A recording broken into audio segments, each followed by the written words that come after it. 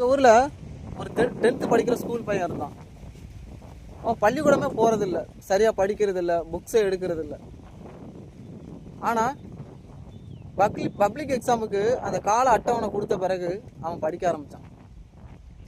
இவ்வளோ மாதம் படிக்காத அவன் இந்த 10 நாளில் அவன் படிச்சிட போகிறான் அப்படின்னு நிறைய நபர்கள் பேசிக்கிட்டு இருந்தாங்க.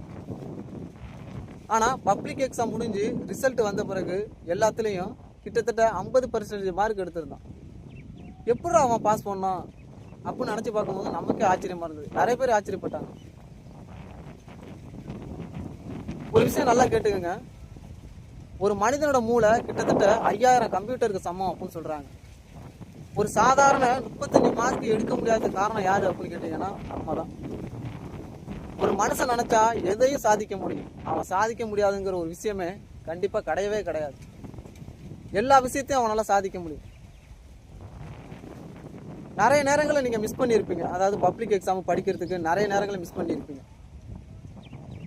விடிஞ்சா நமக்கு பப்ளிக் எக்ஸாம், அதை பார்த்து நம்ம பயப்படணுங்கிற தேவையில்லை. என்ன அப்படின்னு கேட்டிங்கன்னா, பப்ளிக் எக்ஸாமுக்கும் அரையாண்டு எக்ஸாமுக்கும் ஒரு வித்தியாசம் இருக்குது. என்ன அப்படின்னு கேட்டிங்கன்னா, நீங்கள் இப்போ அரையாண்டு எக்ஸாம் வந்து ஸ்கூலில் எழுதிருப்பீங்க, பப்ளிக் எக்ஸாம் வந்து வேறு ஸ்கூலில் எழுதுவீங்க, அவ்வளோதான் வித்தியாசம்.